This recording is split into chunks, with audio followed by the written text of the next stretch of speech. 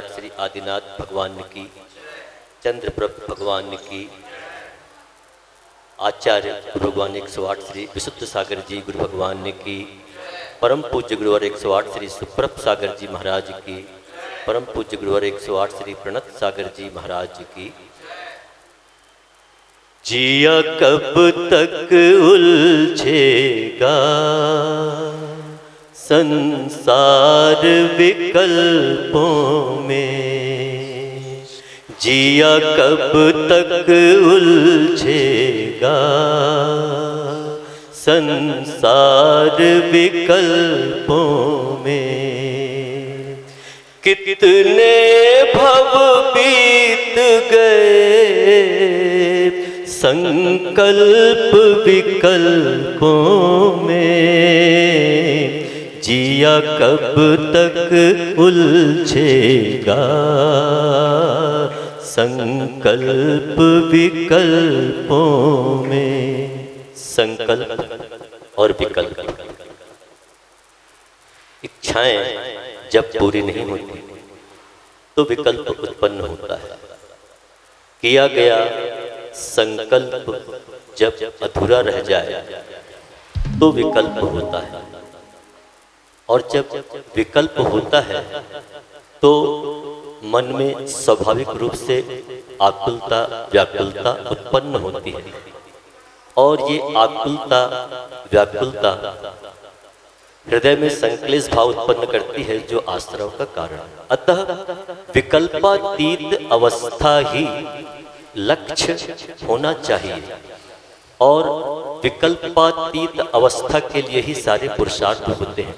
अतः आपके मन में किसी भी प्रकार का विकल्प हो, धार्मिक स्तर पर, सामाजिक स्तर पर, घरेलू स्तर पर, आप इस अनूठे मंच समीचीन विकल्पों के समाधान की, सम्यक समाधान की इस मंच पर आप अपने विकल्प हमें भेज सकते हैं, और उन विकल्पों का आगम के अनुसार समाधान परम पूज्य गुरुवर 108 श्री सुप्रभ सागर जी महाराज आगम के अनुसार उन विकल्पों का समाधान देते हैं, और उन विकल्पों से आपको निश्चित। ओम नमः सिद्धेभ्य। पंच परमेष्टि भगवान ने की, परम पूज्य आचार्य भगवंत गुरुवर विशुद्ध सागर जी मुनि महाराज जी की, परम पूज्य मुनि श्री सुप्रभ सागर जी महाराज जी की, परम पूज्य गुरुवर 108 श्री प्रणत सागर जी महाराज जी की। अनन्य उपकार उन गुरुओं का, उन महागुरु महावीर प्रभु का, जिनके शासन में हम सभी उनके द्वारा प्रदत्त उस देशना को, जो कि हमें सम्यक समाधान के रूप में प्राप्त हुई, उस देशना के माध्यम से अपने मन में उठने वाले उन अनेकानेक समीचीन विकल्पों का सम्यक समाधान प्रतिदिन प्राप्त कर रहे हैं। परम पूज्य आचार्य भगवंत गुरुवर विशुद्ध सागर जी महाराज के मंगल सुभाषित से वर्तमान में हम सभी परम पूज्य श्रीमण मुनि श्री सुप्रभ सागर जी महाराज के मुखार बिंदु से यह सम्यक समाधान की श्रृंखला को वृद्धिंगित कर रहे हैं। देश देशांतर से अनेकानेक समीचीन विकल्प हमें यहाँ प्रतिदिन प्राप्त हो रहे हैं, और परम पूज्य मुनि श्री सुप्रभ सागर जी महाराज उनका आगमोक्त विधि से हम सबको सम्यक समाधान प्रदान कर रहे हैं। प्रारंभ करते हैं आज का सम्यक समाधान, और आज का पहला विकल्प आष्टा मध्य प्रदेश से डॉक्टर अंकित जैन, सौ शिल्पी नंदिनी पुरवाल, परम पूज्य मुनिश्री के चरणों में त्रिकाल त्रिभक्ति पूर्वक कोटि कोटि नमोस्तु निवेदित करते हुए अपना समीचीन विकल्प रख रहे हैं कि महाराज जी, वीतराग धर्म किसे कहते हैं? वस्तु स्वभाव को भी धर्म कहा है, इन दोनों में परस्पर सामंजस्य कैसे स्थापित करें? सम्यक समाधान के माध्यम से हमारे समीचीन विकल्प का सम्यक समाधान करते हुए हमारा मार्गदर्शन करने की अनुकंपा करें। नमोस्तु महाराज जी, नमोस्तु। ओम नमः सिद्धम। परम पूज्य आचार्य भगवान गुरुवर विशुद्ध सागर जी महाराज के परम पूज्य मुनि श्री सुप्रभ सागर जी महाराज जी की। आचार्यों ने जो धर्म की व्याख्या की है, उस धर्म की परिभाषा करते हुए सबसे पहली धर्म की परिभाषा आचार्य भगवंत करते हुए कहते हैं वस्तु स्वभाव धर्मो। जो वस्तु का स्वभाव है उसे ही आचार्य भगवंतों ने धर्म कहा, और वास्तविकता में वह धर्म भी वीतराग रूप ही है। उन दोनों में तालमेल बनाने के लिए हमें सबसे पहले ये समझना होगा, जो जीव के भीतर राग द्वेष है वह जीव का विभाव है, और उस विभाव से दूर होना यही स्वभाव है। और जहाँ वीतराग शब्द आता है, वीतराग शब्द भी स्पष्ट रूप से कहता है बीत चुका है जिनका राग, बीत चुका है जिनका द्वेष, ऐसे उन जीवों को ही या ऐसे उन परिणामों को ही वीतराग कहा जाता। और उस जिनका राग द्वेष बीत चुका है वही वास्तविक अपने स्वभाव को प्राप्त कर चुके हैं। ऐसे स्वभाव को जिन्होंने प्राप्त कर लिया है या स्वभाव को प्राप्त करने वाला प्रयास जो जीव कर रहे हैं, उनके निमित्त से ही धर्म को वीतराग धर्म कहा है। समझने जैसी बात है कि जो स्वभाव है वह विभाव से रहित होता है, राग द्वेष विभाव रूप है, और उस राग द्वेष से जो रहित होते हैं उन्हें ही वीतरागी कहा जाता है। इसलिए उस वीतरागता को प्राप्त करने वाले या वीतरागता को प्राप्त करने का प्रयास करने वाले जो जीव है, उनके लिए ही उनके निमित्त से ही यह वीतराग धर्म कहा गया है, और उस वीतराग धर्म को ही हम वस्तु स्वभाव रूप ही ग्रहण कर सकते। आगम में आचार्य भगवंतों ने जितनी भी परिभाषाएं बताई है वह परिपूर्ण रूप से एक दूसरे से कहीं ना कहीं तालमेल रखती है, और कहीं ना कहीं किसी न किसी प्रकार से संबंध अवश्य रखती है। ये वस्तु का स्वभाव और वीतरागता दोनों बिल्कुल समानार्थी ही है, मात्र शब्दों का अंतर है। राग द्वेष का छूटना ही स्वभाव है और राग द्वेष का छूटना ही वीतरागता है। इसलिए वीतराग में जो स्वभाव है वही धर्म, वस्तु स्वभाव धर्म और वीतराग धर्म कहा गया है। ये परम सत्य है। यही इन दोनों को समझने के साथ उनके साथ तालमेल करना होगा। यही आपके लिए सम्यक समाधान। वेदांग सन्मति हर्षुले वास्य महाराष्ट्र से अगले समीचीन विकल्प के लिए हमारे सामने। नमोस्तु गुरुवर, नमोस्तु गुरुवर, नमोस्तु गुरुवर। गुरुदेव, मेरा समीचीन विकल्प है कि नंदीश्वर द्वीप की रचना कौन करता है? मेरे इस समीचीन विकल्प का सम्यक समाधान करें। नमोस्तु गुरुदेव, नमोस्तु गुरुदेव।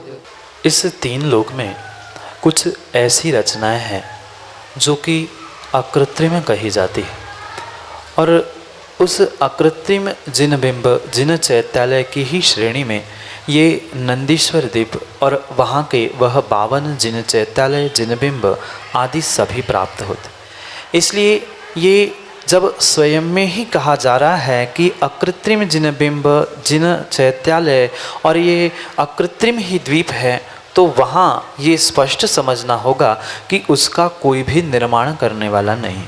वर्तमान में हमारे यहाँ पर यानी इस ढाई द्वीप में जहाँ मंदिर बनाए जाते हैं, नंदीश्वर मंदिर, नंदीश्वर द्वीप बनाए जाते हैं, उसकी तो रचना करने वाला कोई कर्ता हो सकता है। वहाँ तो फिर भी भगवान बनाकर चैत्यालय द्वीप की रचना आदि करके ही वहाँ स्थापना की जाती है। पर जो साक्षात 8वां नंदीश्वर द्वीप है, वह नंदीश्वर द्वीप को किसी ने न बनाया है न कोई मिटाने वाला है। वह स्वयं में ही अकृत्रिम जिन बिंब जिन चैत्यालय और द्वीप की श्रेणी आने वाला होने से उसका ना कोई कर्ता, मिटाने वाला न बनाने वाला है। यही आपके लिए सम्यक समाधान। संयम जैन विदिशा मध्य प्रदेश से अगले समीचीन विकल्प के साथ हमारे सामने। मुनि श्री के चरणों में बारंबार नमोस्तु नमोस्तु नमोस्तु। महाराज जी, मेरा विकल्प यह है कि कोई भी अगर हमारे गुरु की बुराई करे या हमारे गुरु को लेकर कुछ अशब्द कहे, उनकी चर्या की निंदा करे, तो उन लोगों को सम्मान देना चाहिए या उनके पास जाना चाहिए या नहीं। अगर उसमें से वह कोई त्यागी व्रती हो तो उनके पास ना जाना ही सही है, क्योंकि उनके पास जाने से भी मेरे मन में उनके प्रति कोई भी सम्मान नहीं होगा, जो कि एक साधु के प्रति होना चाहिए। मेरे इस विकल्प का सम्यक समाधान देने की कृपा करें। नमोस्तु महाराज जी, नमोस्तु। संयम भाई, सबसे पहले तो मैं तुम्हें इस बात से आगाह करना चाहता हूँ जो कि मेरे गुरु ने मुझे सिखाई। कोई व्यक्ति कितना भी और किसी भी प्रकार से हमारे देवशास्त्र गुरु का अगर अवर्णवाद कर रहा है, निंदा करना है, वह उस जीव का स्वयं का व्यक्तिगत विषय है। पर ये धर्म में, हमारे आगम ग्रंथों में कतई नहीं लिखा है कि जो हमसे विपरीत कार्य कर रहा है हम उनसे भी विपरीत चले। सबसे पहले तो शिक्षा आपको ये लेनी होगी, सामने वाले की परिणति कैसी भी क्यों ना हो, हमें उसके प्रति अच्छा व्यवहार ही करना चाहिए। चाहे वह साक्षात कोई त्यागी व्रती साधु वृंद भी क्यों ना हो, उनकी परिणति वे जाने, पर हमें उनके उस दिगंबर भेष को देखकर उनकी विनय करना ही सर्वोत्कृष्ट है। क्योंकि ये परम सत्य है, संसार में नाना प्रकार के जीव है, उनके नाना प्रकार के कर्म हैं और वह अपने कर्मों के अनुसार ही अपने जीवन को यापन करता है।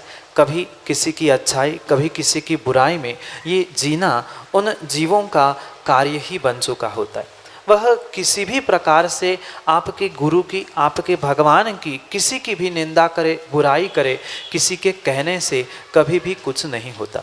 बुंदेलखंड में ऐसा कहा जाता है कि कौवे के चिल्लाने से ढोर नहीं मरते। यानी कोई कौवा डाली पर बैठकर चिल्ला रहा है, बरसाती मेंढक टर्रा रहा है, तो इसका मतलब ये नहीं है कि वैसा कार्य होता है। पर उस मेंढक को टर्राते हुए ऐसा लगता है कि मेरे टर्राने से पानी गिर रहा है, या कौवे को ऐसा लगता है कि मेरे चिल्लाने से वह जानवर मरा है, पर ऐसा नहीं होता। ये परम सत्य है, जो जैसा करेगा उसको वैसा फल अवश्य अवश्य ही मिलेगा। वह जीव दूसरे की बुराई करते हुए, दूसरों की निंदा करते हुए, दूसरों की चर्या में कमी खोजते हुए अपने सम्यक दर्शन में कमी ला रहा है, या मैं तो ये कहना चाहता हूँ जिनके पास सम्यक दर्शन होता ही नहीं है वही जीव दूसरों की निंदा करता है। दूसरों के चारित्र, दूसरों की क्रिया, दूसरों के ज्ञान आदि में दोष खोजना मात्र उन्हीं जीवों का कार्य होता है जिनके पास सच्चे देव शास्त्र गुरु के प्रति श्रद्धा नहीं होती। अगर किंचित भी, थोड़ी सी भी उनके बेहतर सम्यक दर्शन या श्रद्धा होती तो स्थितिकरण, उपगहन, वात्सल्य आदि अंगों से युक्त होते हुए वे साक्षात वहाँ पहुँचते और वहाँ पहुँचकर उनको मार्गदर्शन या स्थितिकरण आदि करने का प्रयास करते। पर यह परम सत्य है कि कहीं ना कहीं अगर वह जीव दूसरे की बुराई कर रहा है तो उसके भीतर कहीं ना कहीं ईर्ष्या, मान, अहंकार ये स्थान करके बैठा है, जिसके कारण से उसे दूसरे की कोई अच्छाई नहीं दिख रही, मात्र बुराई ही बुराई दिखती। संसार का कोई भी ऐसा प्राणी होता ही नहीं है, कोई ऐसा जीव नहीं है, कोई ऐसी वनस्पति वस्तु भी नहीं है जिसमें गुण नहीं होता। पर जिसकी दृष्टि ही खोटी है, जिसकी दृष्टि ही मिथ्यात्व से भरी हुई है, असंयम से भरी हुई है और दोषों को ही खोजने में लगी है, वह परिपूर्ण रूप से किसी के गुण, किसी की अच्छाई ना देखते हुए मात्र दूसरों की बुराई ही करता है। आचार्य भगवंत कहते हैं, केवली श्रुत संघ धर्म देवावर्णवादो दर्शन मोहस्य, यानी धर्म का, संघ का, केवली का, भगवान का अवर्णवाद करने से दर्शन मोहनी का यानी सम्यक दर्शन से दूर होने का कर्म का आश्रय बंद हुआ करता है। साथ साथ परात्म निंदा यानी दूसरों की निंदा, स्वयं की प्रशंसा आदि करने से नीच गोत्र का भी आश्रय होता है। भले ही वर्तमान में पिछले पुण्य के उदय से कोई जीव, चाहे वह त्यागी व्रति भी क्यों ना हो, अगर वह किसी की बुराई, किसी की निंदा, किसी की कटाई कर रहा है तो नियम से कर्म का फल उसे अवश्य ही मिलेगा। पर सामने वाला गलती कर रहा है, इसका मतलब बेटा ये नहीं है कि उसकी गलती को देखकर हम भी गलती करें।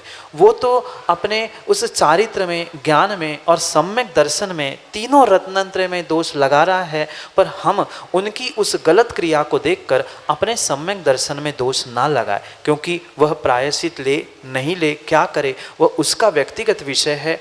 अगर हमें अपने सच्चे देवशास्त्र गुरु पर श्रद्धा समाधान है और वास्तव में आपको ऐसा लगता है कि मैं किसी अपने इस इष्ट गुरु का, इष्ट भगवान का शिष्य हूँ, भक्त हूँ, तो मैं तो सबसे पहले बेटा यही सलाह दूंगा कि हमें तो कौन कैसा है वह ना देखते हुए हमें मात्र दिगंबर भेष देखना है। अगर जम रहा है तो पहुँचे, नमोस्तु करे, अन्यथा माध्यस्थ हो जाए, क्योंकि आचार्य भगवंत कहते हैं माध्यस्थ भावम विपरीत वृत्ति। जो हमसे विपरीत कार्य करते हुए देखा जा रहा है उसके प्रति हमें माध्यस्थ होना चाहिए। अगर हम वहाँ नहीं पहुँचे, उनके प्रति भी अगर हम भीतर कोई राग द्वेष रखें तो भी हमारा अकल्याण है, क्योंकि वो कैसे ही हो पर वह दिगंबर भेष है, अरिहंत का भेष है। उन्होंने अपनी परिणति नहीं सुधरी तो हम तो उनको देखकर अपनी परिणति, अपने परिणाम अवश्य ही संभाल सकते हैं, समझ सकते हैं। इसलिए सबसे पहले हम ये प्रयास करें, अगर थोड़ी भी गुरु के प्रति हमें श्रद्धा है, कोई कुछ भी कहे, हमें अपने गुरु के उन क्रियाओं पर, चर्याओं पर विश्वास रखते हुए अपने आप की श्रद्धा को मजबूत करना है, क्योंकि संसार में जीवों के मुख को बंद करने का कोई साधन नहीं है और दूसरे को देखकर ये स्वाभाविक सी परिणति है। ईर्ष्या के वशीभूत होकर जीव किसी के बारे में कुछ न कुछ कहता ही है। जिसकी दृष्टि बुराई देखने की है वह बुराई देखता है।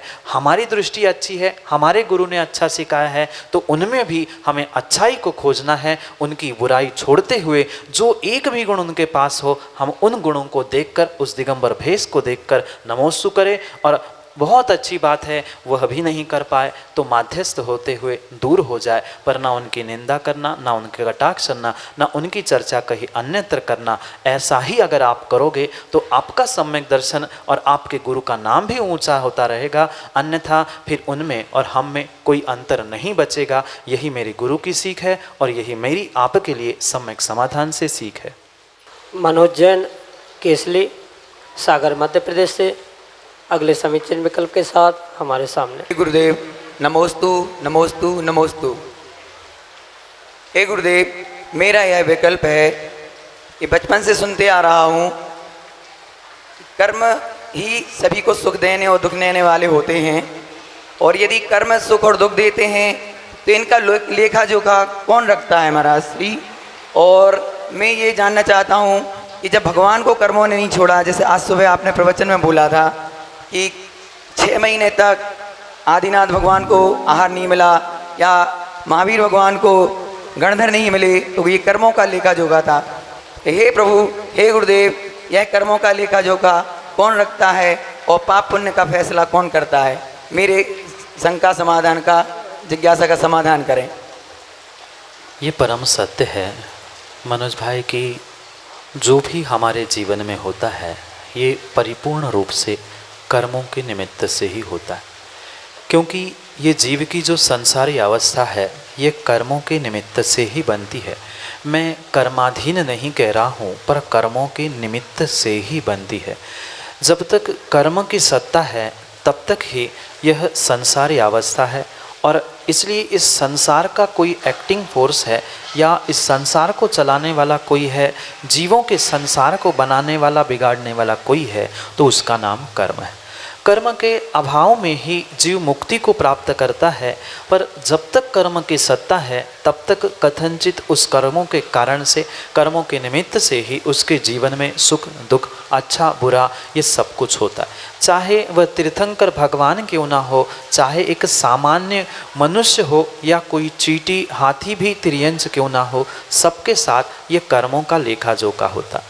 कोई जैसे दुकान में मुनीम अपने दिन भर के, वर्ष भर के कामों का, कार्यों का, पैसे आवक जावक का जो हिसाब किताब रखने वाला, लेखा जोखा रखने वाला मुनीम होता है, ऐसा कोई भी दूसरा मुनीम अपने कर्मों का लेखा जोखा रखने वाला नहीं है। ना कोई भगवान है, ना कोई गुरु है, ना कोई जिनवाणी है। अगर हमारे कर्मों का लेखा जोखा कहीं लिखा मिलेगा तो आपको अपने ही पास मिलेगा, हमारे आत्मा में ही वह कर्मों का लेखा जोखा होता है। जैसे कई बार आपने सीडी देखी होगी, सीडी नहीं देखी होगी तो आपके पास मोबाइल है, मोबाइल में भी चिप है, मेमोरी कार्ड है। देखने के लिए उसे ऐसा देखा जाए तो सीडी में कुछ नहीं दिखता, मेमोरी कार्ड में या मोबाइल के उस सिम कार्ड में भी कुछ नहीं दिखता, पर उसे समय पर मशीन में लगा लो, सीडी को सीडी प्लेयर में लगा लो, कार्ड को मोबाइल में लगा लो, तो आपको जो उसमें भरा है वह सब कुछ दिखता है। जैसे उस मोबाइल के कार्ड में सीडी में भरने वाला कौन था, जो उस सीडी को बनाता है वही उसमें भरता है, ऐसे ही मेरे आत्मा में जो कर्म की सीडी या चिप लगी है उसको भरने वाला भी मैं हूँ, उसको मिटाने वाला भी मैं हूँ, उसका भोगने वाला भी मैं हूँ। वह चित्र तो सीडी के फिर भी दूसरा कोई देख सकता है, पर अपने जीवन को बनाने वाला, कर्मों को बनाने वाला, कर्मों को भोगने वाला और कर्मों के निमित्त से उन कर्मों को ठीक करने वाला अन्य कोई भी नहीं है, अपितु मैं स्वयं हूँ। इसलिए ये कर्म सिद्धांत ऐसा काट्य सिद्धांत है जिसे कोई भी टाल नहीं सकता। क्यों? क्योंकि उसको मैंने ही बनाया है। अगर किसी अन्य व्यक्ति ने बनाया होता, अन्य व्यक्ति ने हिसाब किताब लेखा जोखा रखा होता तो वो उसमें सुधार कर सकता था। जैसे कोई स्वयं अपना हिसाब किताब नहीं रखता, किसी सीए वकील के पास रखता है तो वह डायरेक्ट उस वही खाते में कुछ नहीं करता, उसे सीए से या वकील से कह के ठीक करना पड़ता है।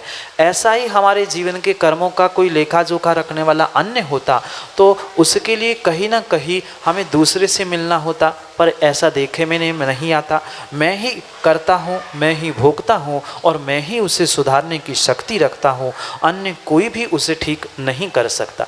इसलिए ये कर्मों का लेखा जोखा मैंने किए हुए पिछले कर्मों के निमित्त से, पुण्य पाप के निमित्त से, अच्छे बुरे कार्यों के निमित्त से ही उद्घाटित होता है। प्रत्येक समय में जीव अपने मन से, वचन से और काय से इन कर्मों को आमंत्रित करता है, जिसे आश्रव कहते हैं। आए हुए कर्मों का आत्मा में जो हिसाब लेखा जोखा, कितने दिन बाद उदय में आना, कितने दिन सत्ता में रहना, ये लेखा जोखा कर्म स्वयं ही रखते हैं अपने परिणामों के हिसाब से। यानी जीव जैसे परिणाम करता है वैसे ही वह कर्मों की स्थिति, अनुभाग आदि बनता है और वह उतने ही समय बाद उसका जो गणित करणानी योग में दिया गया है उसके हिसाब से वह उदय में भी आता है। इसलिए ये स्वयं चलित ये सिद्धांत है या स्वचलित ही चलने वाली कार्य प्रणाली है, इसका कोई कर्ता नहीं है। अगर कोई है तो मेरे ही भाव है, सुधारने वाला भी मैं हूँ, अन्य कोई भी इसका लेखा जोखा नहीं लगता, कोई अन्य मुनिम नहीं है। मैं ही करता हूँ, मैं ही भोगता हूँ और मैं ही उसे ठीक करता हूँ। इसलिए स्वयं व्यक्ति अपने स्वयं का ही लेखा जोखा कर्मों के निमित्त से रखता है। यही आपके लिए सम्यक समाधान। भानु जैन, गौर झामर, मध्य प्रदेश से अगले समीचीन विकल्प के लिए हमारे सामने। नमोस्तु गुरुदेव, नमोस्तु गुरुदेव। गुरुदेव, आपके चित्र को तो बहुत पहले से ही अपने चित्त में बिठा रखा है, लेकिन आपके आचरण को अपने चित्त में कैसे उतारूं? समीचीन विकल्प का समाधान करिए। चित्त से चारित्र की यात्रा को समझना आवश्यक है।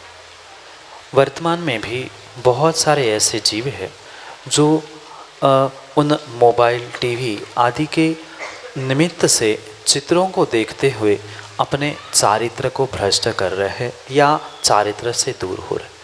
अगर उन्हीं चित्रों को या कुछ अन्य चित्रों को भी हम सम्यक प्रकार से समझेंगे तो हम भी उस चित्त से या चित्र से चारित्र की यात्रा अवश्य कर सकते। जब कोई व्यक्ति चित्रों को देखते हुए चारित्र से दूर हो सकता है तो कोई व्यक्ति चित्रों को देखते हुए चारित्र को प्राप्त भी कर सकता है। पर आवश्यकता उस यात्रा में बीच में आने वाले बहुत सारे रुकावटों को पार करने की, क्योंकि ये स्वाभाविक सी बात है। व्यक्ति जैसे चित्रों को देखता है उसका चित्त भी वैसा होता है और जैसा चित्त होता है वैसा ही चारित्र और वैसा ही आचरण भी हुआ करता है। ये बहुत अच्छी बात हमें समझनी होगी कि भले ही इस आत्मा में परमात्मा बनने की शक्ति है, पर फिर भी जैसे निमित्त मिलते हैं जीव के भाव, जीव के परिणाम और जीव की परिणति भी बिल्कुल वैसी ही होती है। अगर कोई व्यक्ति अच्छे चित्रों को देखता है, साधु भगवान आदि के चित्रों को देखता है तो उसका चित्त और चारित्र भी उत्कृष्ट होता है। पर वही अगर चित्र कोई अन्य प्रकार के है, विषय कषायों को बढ़ाने वाले हैं, तो वहाँ वह हमारे लिए विषय कषाय भी बढ़ाने वाले निमित्त हो सकते। इसलिए अगर वास्तव में जीवन में थोड़ा सा भी आचरण उतारने के भाव है तो सबसे पहले हमें अपने आचरण के पहले विचारों को बदलना आवश्यक है, उन निमित्तों को बदलना आवश्यक है। क्योंकि ऐसा कहा जाता है कि जैसा निमित्त होता है वैसा ही हमारे परिणाम होते। कहा भी जाता है कि जैसा खाओ अन्न वैसा होए मन, और जैसा पियो पानी वैसे होगी वाणी। हम अगर अपने भोजन में, पानी, खान पान आदि में ध्यान नहीं रख रहे हैं तो कहीं ना कहीं उसका प्रभाव हमारे जीवन में, हमारे विचारों में अवश्य ही पड़ेगा, और उन विचारों के द्वारा ही हमारे उस आचरण के पास पहुंचना है कि आचरण से दूर होना है, यह सम्यक निर्णय हुआ करता है। इसलिए अगर हमें जीवन में किंचित भी आचरण के मार्ग पर बढ़ना है तो जो जीवन में हमने अपने चित्त में जिस चित्र को धारण किया है उसे इस प्रकार से निहारने का प्रयास करना कि हाँ, वास्तव में ये जीवन का सर्वोत्कृष्ट चित्र है। अगर इस चित्र को देखकर या इस चित्र को मैंने अपने चित्त में जमाया है, बिठाया है, तो उस चित्र को देखकर हमें इतना आनंद आ रहा है। किसको? उस हमने अपने चित्त में उस दिगंबर मुनि के, भगवान के जो चित्र को बिठाया है, उनको बिठाने पर इतना आनंद आ रहा है, तो साक्षात मैं इस चित्र को प्राप्त कर जाऊंगा तो मेरा चित्त कितना आनंदित होगा। इस बात का अगर हम विचार करेंगे तो कहीं ना कहीं भीतर ये खटकता रहेगा कि मैं गलती कर रहा हूँ और मैं उसका सुधार करना चाहता हूँ।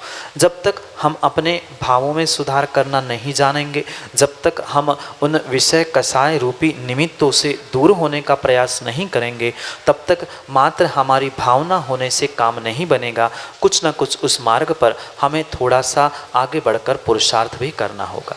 क्योंकि जीवन में, इस मनुष्य पर्याय में अगर सर्वोत्कृष्ट कोई मार्ग और सर्वोत्कृष्ट कोई साधन है तो दिगंबर भेष धारण करके अपने चारित्र और आचरण को सुधारना यही है। अन्य कोई भी मार्ग इस संसार से मुक्ति का नहीं है। हाँ, कुछ कर्मों का प्रभाव भी हो सकता है, चारित्र मोहनी का भी प्रभाव हो सकता है, जिसके निमित्त से हमारी भावना होने पर भी, चित्त में चित्र होने पर भी आचरण तक नहीं पहुंच पा रहे हैं। तो उत्कृष्ट बात यही है, जैसे हमने चित्त में चित्र को रखा है, ऐसे हमारा चित्त भी उन दिगंबर मुनिराज के चरणों में अगर लगा रहेगा तो आज नहीं तो कल उनके चरणों के साथ साथ हम आचरण भी पकड़ने का प्रयास अवश्य कर सकते। इसलिए जब तक हम आचरण प्राप्त नहीं कर पा रहे हैं तब तक हम अवश्य रूप से उनके चरणों को प्राप्त करते रहे, तभी हम आचरण को प्राप्त कर सकते। क्योंकि शब्द ही स्वयं कह रहा है आचरण।